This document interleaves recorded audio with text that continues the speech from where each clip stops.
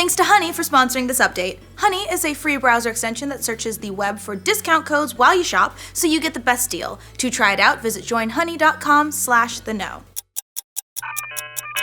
Welcome to The Know, I'm Mika. If you've been sitting around thinking to yourself, gosh, I wonder just how many million PS4s Sony sold since they last updated us. Well, that's a weirdly specific thing to wonder about, but you know what? It appears you're in luck.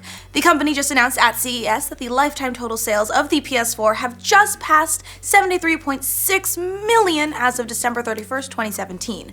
The holiday season was big for PlayStation, with just about 6 million more PS4s sold over the holidays alone, plus more than 55 million games sold in that same time frame, making for a crazy 645 million games sold over the PS4's lifetime. If you're wondering how that compares to the PS2, that console sold 71.3 million in its first 4 years on the shelf. So that's a lot of millions over all of those numbers. Good for you, Sony. Are you getting tired of open world games? Well, then you've got something in common with God of War director Cory Barlog. In a recent interview, Barlog revealed why Kratos' upcoming dad venture didn't go in the direction that so many other games are going these days. Speaking with Game Informer, Barlog said, "During early development, I was playing a lot of open world games and feeling a lot of fatigue, in the sense that open world games feel like homework to me. They're not bad, it's just phenomenal games out there, but getting home from work and seeing this gigantic list of things to do start to feel that's not what we do best. We really want to focus on this character and the development of it, so going full open world wasn't what we wanted to do.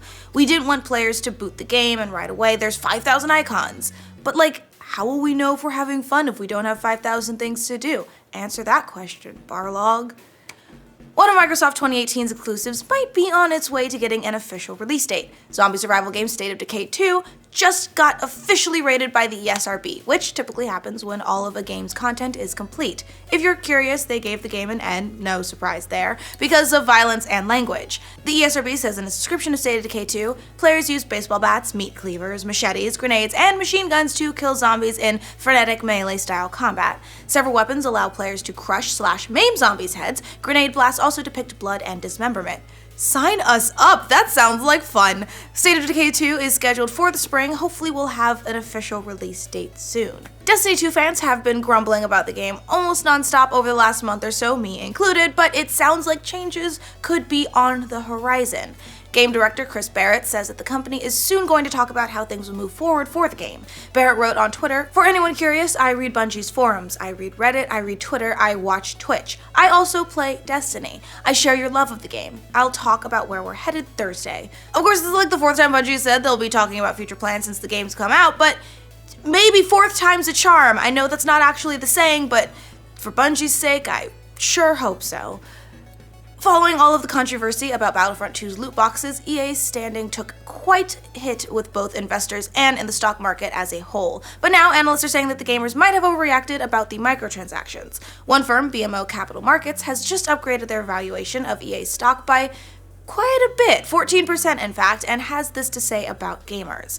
Consumer pushback to EA's Star Wars in-game monetization strategy has undermined some investor confidence and has driven the stock lower. After further consideration, we believe the reaction may have been overdone, providing a buying opportunity for what is otherwise a solid long-term story.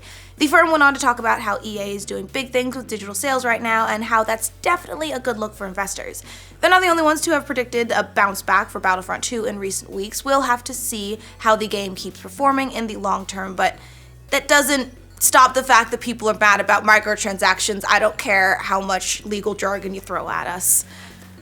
We've gotten a couple of high-end consoles this generation, like the PS4 Pro and the Xbox One X, but are you ready for a supercharged VR headset? Well, HTC is making it happen with a Vive Pro that's targeted at premium VR users. You know, all three of them, just Ryan 3 times.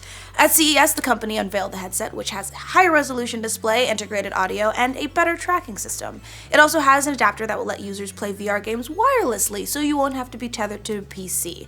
No word on pricing yet, but hey, if you're a VR fan with lots of disposable income and hopefully hospital bills because you're going to be running into a lot of walls, this might be right up your alley. It's no secret that PlayerUnknown's Battlegrounds is really popular, but it recently passed possibly the biggest milestone of all. According to Steam Spy, PUBG has now sold more than 27.8 million copies worldwide, which would make it more popular than, wait for it, Minecraft. whose official site says it sold 27.6 million copies on the PC. That would mean that PUBG is now the best-selling PC game of all time.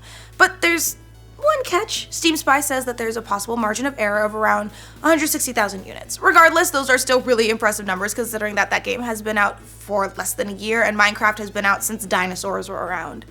We reported yesterday that Fortnite developer Epic Games was having server issues due to the Meltdown security issue that's affecting CPUs. Well, add another developer to that list. Housemarque Games, the studio that made Resogun, Alienation, Matterfall, and Nex, is also having server problems after the security issue was patched.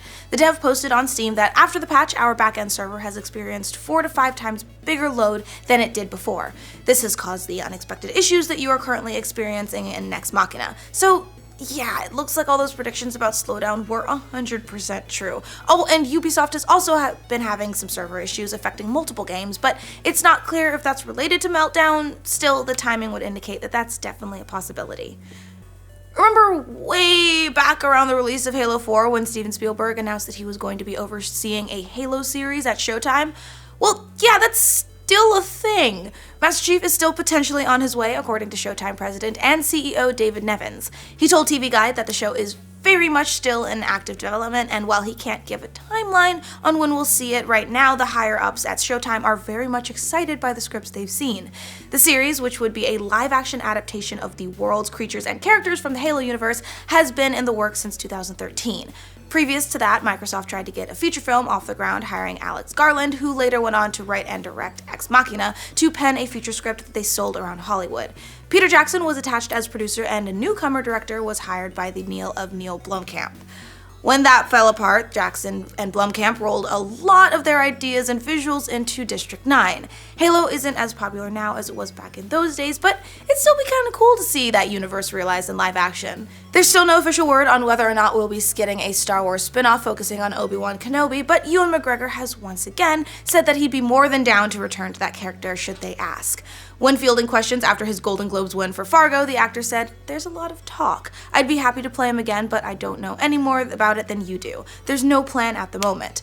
The future of further Star Wars spin-offs is unclear at the moment. Solo is slated for release later this May, and The Last Jedi's Rian Johnson will be spearheading a spin-off trilogy that will focus on an as-yet unseen corner of the Star Wars galaxy with completely new characters and no attachments to the Skywalker saga. No release dates have been announced beyond Episode 9's December 20th, 2019 release. Will Johnson's new trilogy take the spot of the current spin-offs? If so, an Obi-Wan movie is still probably doomed. Ridley Scott's not shy when it comes to talking about Disney's acquisition of Fox. The prolific director has been working with Fox for a long time and launched the wildly successful Alien franchise with the studio back in the 70s.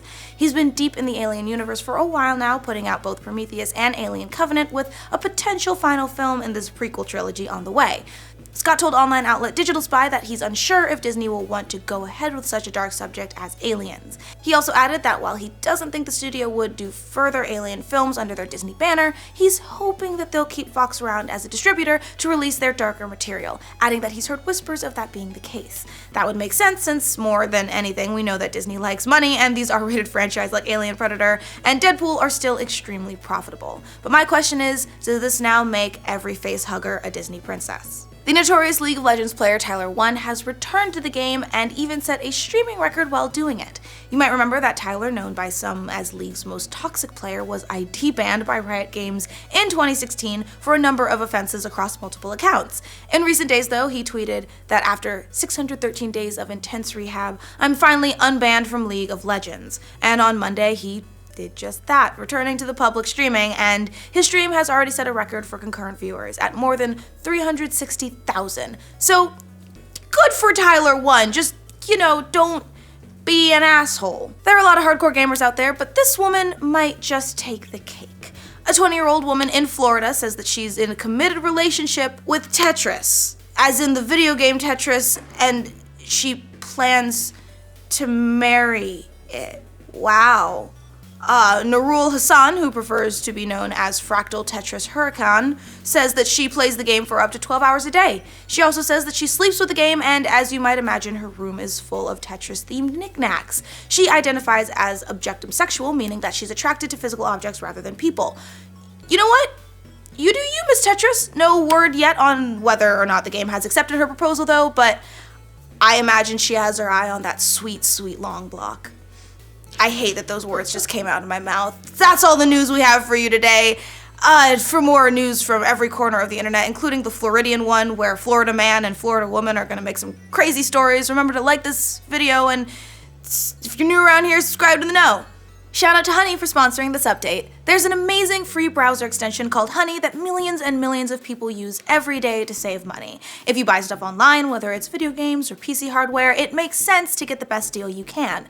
That's where Honey comes in. While you shop, it scans and tests millions of discount codes to find the biggest discount on everything you buy online. Then, when you're ready to check out, it automatically applies the best discount to your cart. That means you can stretch your budget further and afford more games. For example, I shop on Amazon a lot. I'm kind of a junkie, switch cases, accessories, headphones, you name it. Honey even finds sellers on Amazon that are offering the same product for less. So it doesn't change what I buy, but it does help me spend less on it. Honey works on Chrome, Firefox, Safari, all the major browsers. And to give it a go and save money on all the stuff you're already buying, just visit joinhoney.com/theknow.